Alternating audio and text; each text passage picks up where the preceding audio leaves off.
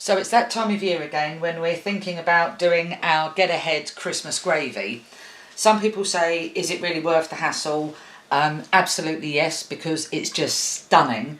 And it's not really a hassle because you just make it in advance and pop it in the freezer. So you don't have to worry about it on Christmas Day when the kids are running around and you're trying to get all the food ready. It's already done for you. Just pop it out of the freezer on Christmas morning, let it defrost, add it to your meat juices, and you've got a beautiful gravy.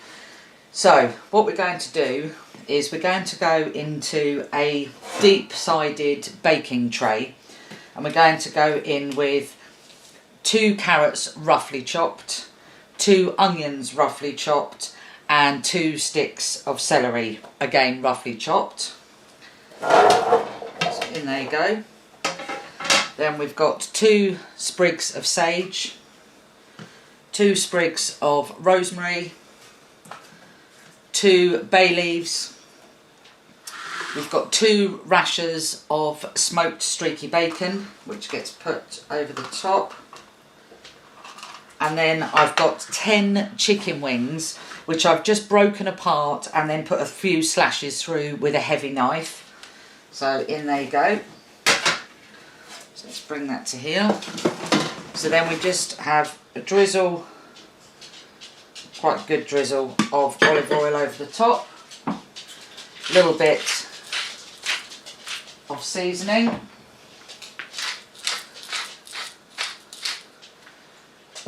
and then all we're going to do now is give that a nice turn together just to get everything coated. I mean, honestly, this looks like a hassle, but it just produces the most beautiful gravy. It's absolutely, it's just amazing. So I'm just going to wash my hands because I've had the raw chicken. So all we do now is we just pop this into the oven for an hour, just until everything is cooked through and it's all going to be beautiful, and then we will come back in an hour. So our chicken and veggies have been cooking away for an hour, so we're just going to get them out of the oven. I've got 2 hob rings that are on low, so we're just going to put them across there, and then what we want to do is we just want to try and have a stir around, get all the bits up from the bottom, all that nice, it smells amazing already. Just try and stick those bits up. So what we're going to do now is we're going to go in with our sherry.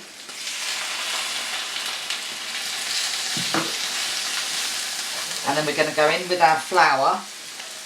And we just want to cook this just slightly, just to cook the flour out. So we're just going to keep giving that a nice stir around. As I say, this is so worth it. You know, you wouldn't want to be doing this on Christmas Day because you have got too many other things to do. But do it in November, pop it away in your freezer, and then you've forgotten about it and you can just get it out on Christmas morning. So that's looking all lovely. So then what we do now is we go in with 2 litres of boiling water.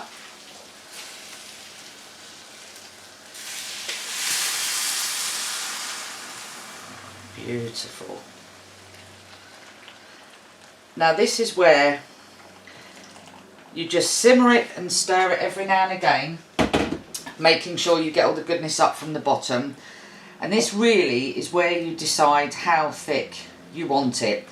Now if my husband had his way, he would cut gravy with a knife, but I quite like it not runny but not too thick. So I'm going to bring this back up to a simmer for about 30 minutes until it's got the texture that I want. Lovely, so that's everything up from the bottom. So as I say, I'm just going to let this blip away for about 30 minutes until it gets up to the thickness that I would like it to be. So this has had its half hour blipping away nicely.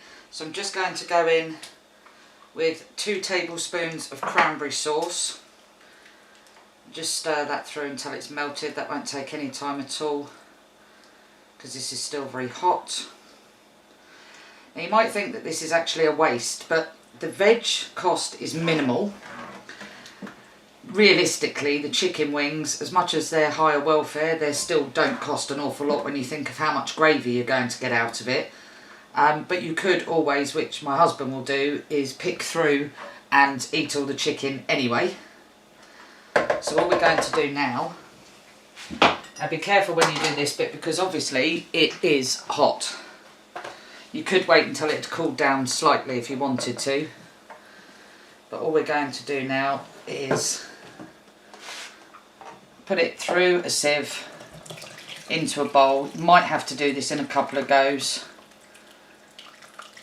In fact, I will do it in a couple of goes. So what I also do is give it a sort of mush down and make sure you get all of the goodness out of that.